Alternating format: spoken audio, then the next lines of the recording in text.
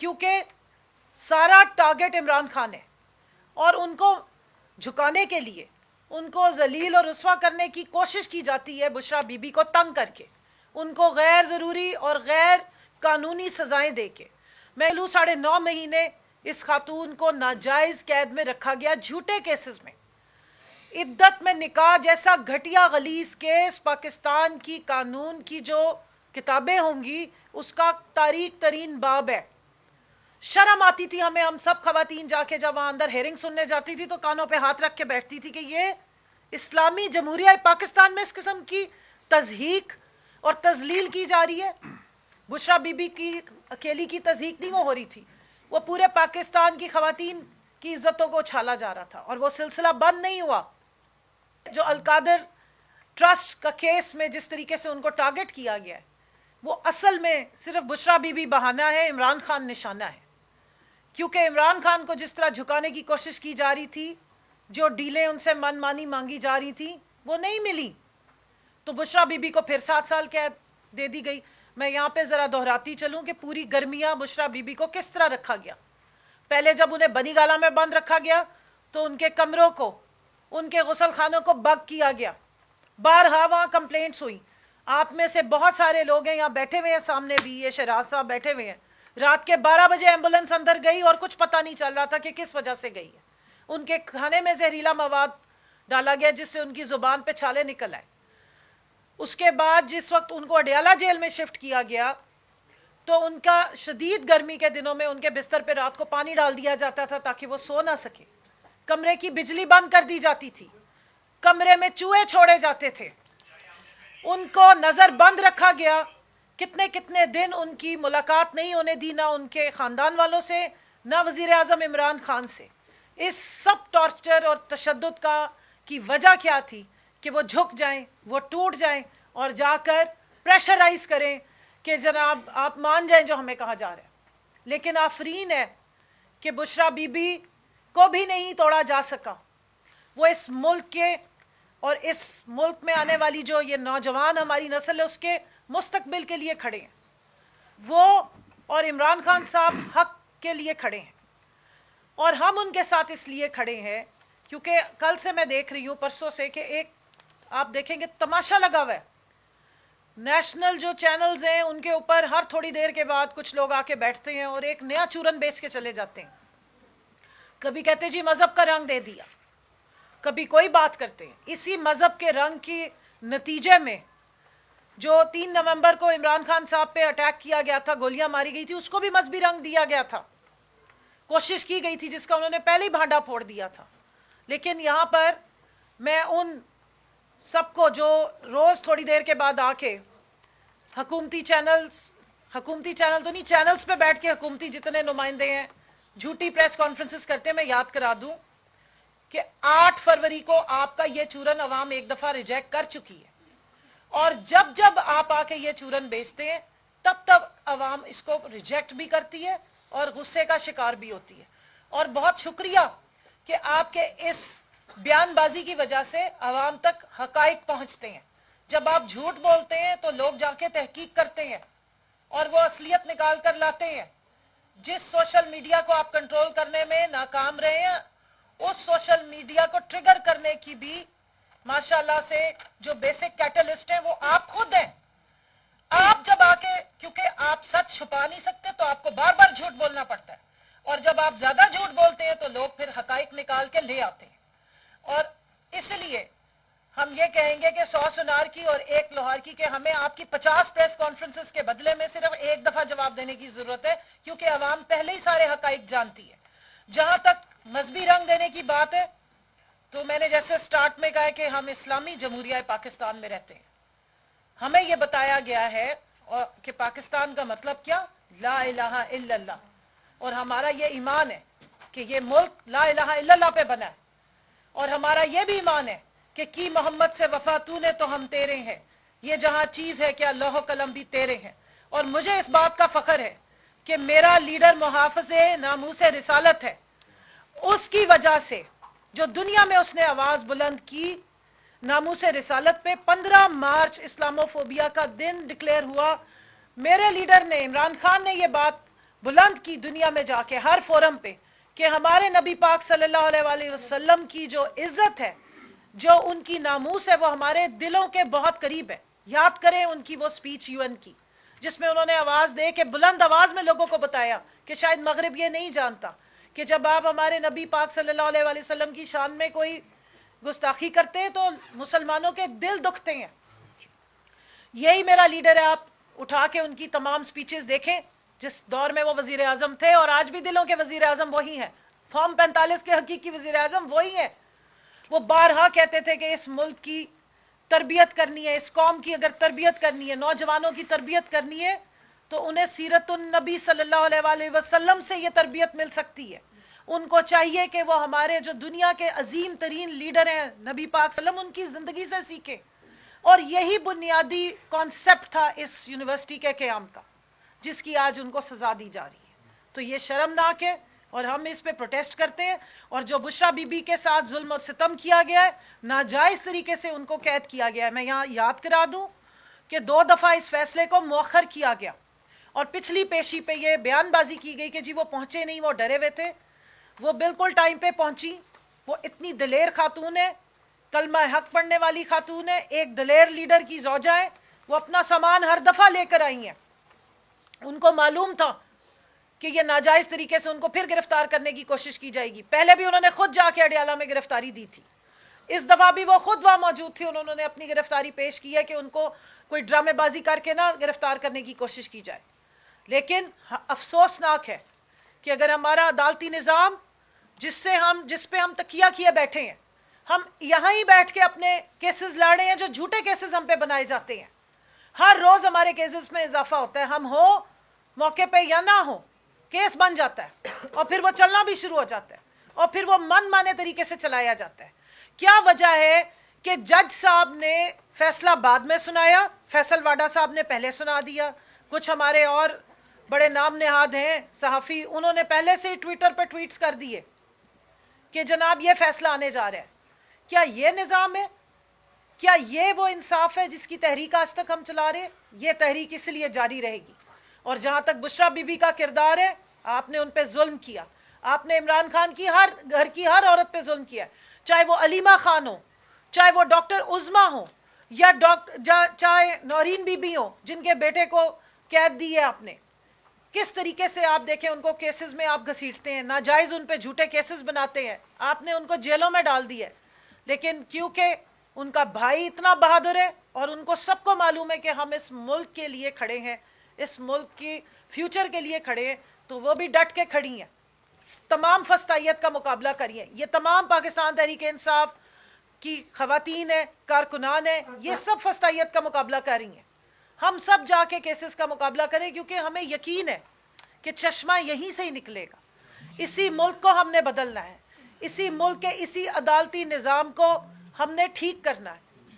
اسی ملک میں ہم نے رہنا ہے. ہمارا جینا مرنا اس ملک میں ہے، اور یہی جینا مرنا ہمارے لیڈر نے کہا ہے کہ ہمارے ملک میں یہ جینا مرنا ہے. میں آخری بات یہ کہوں گی کہ برائے مہربانی خواتین کی عزت احترام اور خواتین کے جو حقوق ہیں ان کو پامال مزید مت ہونے دیں.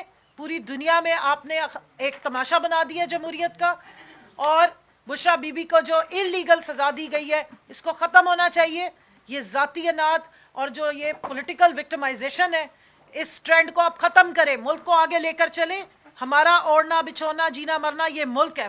خدا را اپنی ذاتی جو اناد ہے، بغض ہے، اور جو ذاتی آپ نے جو ایک ناجائز طریقے سے حکومت بنائی ہوئی، اس کے قائم رکھنے کے لیے پورے ملک کو تباہ مت. دیکھیے، جو بھی اس نظام کے کرتے دھرتے ہیں، جو اسلام آباد ہائی کورٹ کے 6 جج صاحبان نے خط لکھا، جو ان پہ حاوی ہونے کی کوشش کر رہے تھے، ہم انہی سے بات کر رہے ہیں اور باقی تمام سے بھی کر رہے ہیں.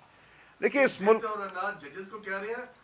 دیکھیے سب میں یہ معاملہ ہے. ججز تو بیچارے ہم سمجھتے ہیں کہ دباؤ میں ہیں، لیکن جو دباؤ ڈالنے والے ہیں ہم ان سے التجا کر رہے ہیں کہ یہ دباؤ ڈالنا ہمارے نظام پہ ختم کریں، تاکہ شرافت اور آئین اور قانون کے مطابق بات ہو. دیکھیں یہ فیصلہ آپ دیکھیں گے اگلے چند دنوں میں، جو گزارشات میں نے آپ کے سامنے رکھی ہیں یہ عدالت میں بھی رکھی گئی ہیں، لیکن ان کا اس فیصلے میں ذکر نہیں ہوا، کیونکہ اگر ان کا ذکر ہو جائے تو دیکھیں، اگر آپ شوکت خانم یا کسی بھی اور ٹرسٹ کو دیکھیں، جو کراچی میں ہمارے بہت سے ٹرسٹ ہیں، انڈس، آپ کو نظر آئے گا کہ اس ملک کے جو متمول لوگ ہیں وہی خیرات کرتے ہیں.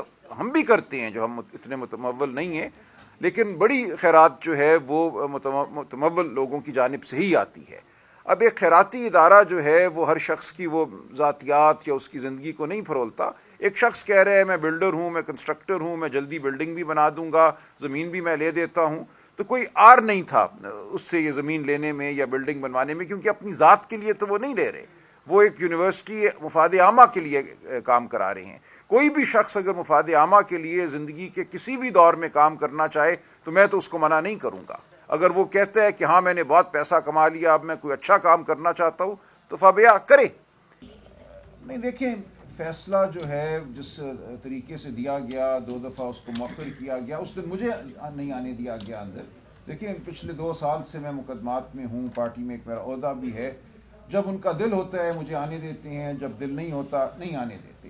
تو یہ بھی ایک معاملہ چل رہا ہے کہ عدالت میں کس کو رسائی ملتی ہے، کس کو رسائی نہیں ملتی. لیکن دیکھیں یہ اسٹریٹ پروٹیسٹ واحد پروٹیسٹ نہیں ہوتی. سب سے بڑی میں سمجھتا ہوں پروٹیسٹ وہ ہے جو اخلاقی سطح پہ کی جائے، اور وہ ہم کر رہے ہیں آپ کے سامنے. اگر آپ کے ذہن اور آپ کی روح کو ہم چھو لیتے ہیں تو یہ سب سے بڑا مارکا ہوگا. ہم یہی کرنا چاہتے ہیں، اس کا موقع بھی آئے گا. لیکن اس وقت میں سمجھتا ہوں یہ بات جو ہے فکری بات ہے. ایک فیصلہ آیا ہے نا، ایک تحریر آئی ہے، اس تحریر کے جھوٹ کو ہم نے آپ کے سامنے رکھنا ہے. اس جھوٹ کو سامنے رکھنے کے لیے ضرورت ہے کہ دلیل کی سطح پہ بات کی جائے. جو فیصلہ ہے اس کو آپ کے سامنے پڑھا جائے، اس کے مندرجات بیان کیے جائیں. تو یہ وہ دور ہے جس سے ہم گزر رہے ہیں. آگے اور کیا ہوگا، کس نوعیت کی پروٹیسٹ ہوگی، وہ ہم دیکھیں گے. میں ان کو جواب دیتا ہوں. جہاں تک 2004 کا معاملہ ہے، دیکھیں یہ 2004 کا ایک فیصلہ تھا. یہ ہمارے کچھ دوستوں کے علم میں تھا، کچھ کے علم میں نہیں تھا، میرے علم میں نہیں تھا. لیکن اس کو ہم اپیل میں اب بہت زور سے اٹھائیں گے کہ اس ملک میں کیا ہو رہا ہے. دیکھیں ہمارے الیکشن ٹرائیبیونل بھی جو انہوں نے بنائے ہیں، جو ریٹائرڈ ججز کو انہوں نے مقدمے دے دیے ہیں، جو ہماری الیکشن کی اپیلیں تھیں، اب یہ بات سامنے آ رہی ہے کہ ان میں وہ شامل ہیں لوگ جو پی سی او کے جج تھے، جن کے بارے میں سپریم کورٹ کہہ چکی ہے کہ ان کی تو اپوائنٹمنٹ وائڈ اب انیشو ہے، ان کو کبھی جج تصور ہی نہیں کیا جائے گا. چن چن کے ایسے لوگوں کو عہدے دیے جا رہے ہیں، چن چن کے ایسے لوگوں کو ہمارے مقدمے دیے جا رہے ہیں جن کے بارے میں ہماری اعلیٰ عدالتیں ماضی میں کہہ چکی ہیں کہ یہ عدالت میں بیٹھیں. یہ بتائیے گا کہ ایک طرف ابھی کمل حسن نے بھی بات کی کہ عورت کارڈ کھیلا جا رہا ہے مختلف طریقوں سے، کبھی آپ کی پارٹی کے لیڈر اور کبھی ان کی مسز کے اوپر تہمات لگائی جاتی ہیں. پی ٹی آئی کے پاس 45 کے قریب ایم ایل اے اس وقت موجود ہیں، پارلیمنٹ موجود ہے، عدالتیں موجود ہیں. ان سارے مدعوں کو لے کر عدالت میں کیوں نہیں جاتے؟ پریس کانفرنس یا ٹویٹس کرنے سے کیا ان کی جو دیکھیے عدالتیں تو آپ کے سامنے ہیں نا. عدالتیں تو اس طرح کے فیصلے دیتی ہیں نا. ہم 2 سال لگائیں کسی ایسی عدالت کے سامنے، پھر اس کے بعد ہائی کورٹ سپریم کورٹ جائیں، وہ بھی ہم کرتے ہیں. ایسا نہیں ہے کہ ہم مقدمہ نہیں کرتے. توہین کا یا حد تک کا وہ مقدمہ ہوتا ہے. لیکن اصل بات یہ ہے کہ ہم نے آپ کے سامنے شرافت کا جو مقدمہ ہے وہ پیش کرنا ہے. معاشرے کو ان اقدار کو اپنانا ہے، ان اقدار کی نفی کرنے والوں کو برا سمجھنا ہے. جی کمل. جی میں اے ٹی سی اسلام آباد میں تھی، کیونکہ جتنے ناجائز قسم کے جھوٹے اس وقت کیسز بنائے جا رہے ہیں، تو کبھی ہم ایک عدالت میں ہوتے ہیں، کبھی دوسری عدالت میں ہوتے ہیں. جس وقت یہ فیصلے کا ٹائم تھا اس وقت ہم اپنی ضمانتیں جو ہیں وہ اے ٹی سی اسلام آباد سے کنفرم کروا رہے تھے. دونوں سطحوں پہ ملاقات ہونی چاہیے. دیکھیے ہم مذاکراتی کمیٹی کی سطح پہ حکومت کے ساتھ ملاقات کر رہے ہیں، لیکن یہ ہمیشہ آپ دیکھیں گے جب بھی میں بات کرتا ہوں تو میں کہتا ہوں اس ملک میں جو اصل طاقت کا سرچشمہ ہے، جو عوام ہونے چاہیے، وہ نہیں ہے. تو جو لوگ اقتدار کے پیچھے کھڑے ہیں، اقتدار میں نظر آنے والی جماعتوں کے پشت پناہ ہیں، یقیناً ان سے بھی بات ہم کریں گے. اس میں کوئی آر نہیں ہے، یہ ایک ملک کی حقیقت ہے.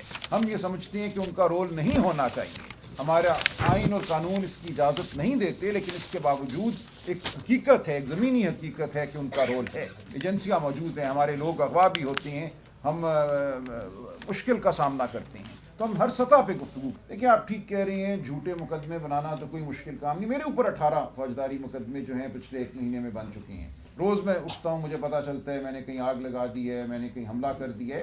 تو یہ تو ہوتا رہتا ہے، ٹھیک ہے، ہوگا. لیکن میں یہ سمجھتا ہوں کہ ہم ان مقدموں کا سامنا کرتے رہیں گے، اور فیصلہ عوام کرے گی. کہ جب عوام کی طاقت کھڑی ہو جاتی ہے تو اس قسم کے بانڈے جو مقدمے ہیں، جو بانڈے فیصلے ہیں، ان کی تاریخ میں کوئی حقیقت نہیں رہتی، کوئی اہمیت نہیں رہتی. یہ بتا دیں کہ آپ نے اپنے پریس کانفرنس میں کہا کہ لندن میں کہا گیا کہ یہ پیسہ ریاستی پاکستان کی امانت ہے، उनको वापस जाना है।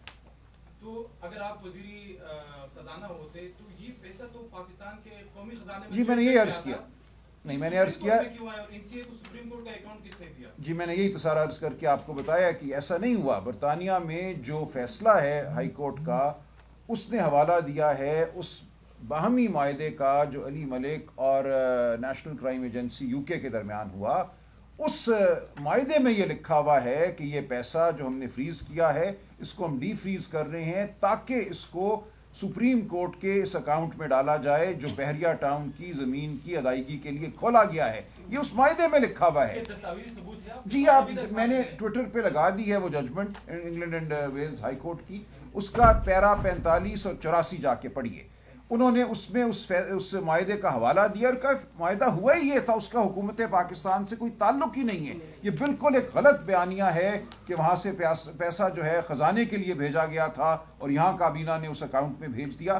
बिल्कुल ये बेबुनियाद और लग़्व बयानिया है। अच्छा सर बताइएगा, 100 की जो जजमेंट है वो उसमें भी लिखा गया है फैसले के अंदर जो बरतानवी अदालत का फैसला है वो नासिर जवेद राना साहब की अदालत में क्यों नहीं रखा गया? उसके बाद दूसरा सवाल ये है कि एक जो जज जिसको अनफिट डिक्लेयर कर दिया गया, ये दोनों स्टोरी सहाफियों ने अब ब्रेक की हैं। तो बुकला ने क्या पहले ये जो बरतानवी अदालत का फैसला है ये अदालत के सामने नहीं रखा? काजी फायद ईसा की अदालत में ये केस चलता रहा, उन्होंने भी जो पैराग्राफ लिखा है उसको भी हिस्सा बनाया गया। तो ये पहले लीगल टीम ने इस पर काम क्यों नहीं किया? समाकर ऐसे इसको देख लें कि अगर हुक्म ये था कि सुप्रीम कोर्ट में पैसे जाने हैं, हुक्म नहीं मायदा था, मायदा ये था कि सुप्रीम कोर्ट में पैसे जाने हैं। अब ये कह रहे हैं कि कौमी खजाने में, गलत कह रहे हैं, मायदा कौमी खजाने में जाएं या सुप्रीम कोर्ट में, एक ही बात है। करप्शन कहाँ पे होगी? कोई करप्शन नहीं हो। देखिए सुप्रीम कोर्ट में भी अगर आप एक लम्हे के लिए भूल जाएं कि बरतानिया में मायदा क्या था, बरतानिया की अदालत ने क्या कहा है, सुप्रीम कोर्ट के अकाउंट में पैसा डालना कोई बहरिया टाउन या मलिक रियाज की जेब में पैसा डालना तो नहीं है, वो तो सुप्रीम कोर्ट के हाथ में है ना। सुप्रीम कोर्ट ने फैसला करना था कि ये पैसा हम किसको दें और उन्होंने फैसला कर दिया। 23 नवंबर 2023 को फैसला करके उन्होंने पैसा नहीं डाला, मलीर को नहीं दिया, डेवलपमेंट अथॉरिटी को, उन्होंने रियासत को दे दिया और सिंध हुकूमत को दे दिया।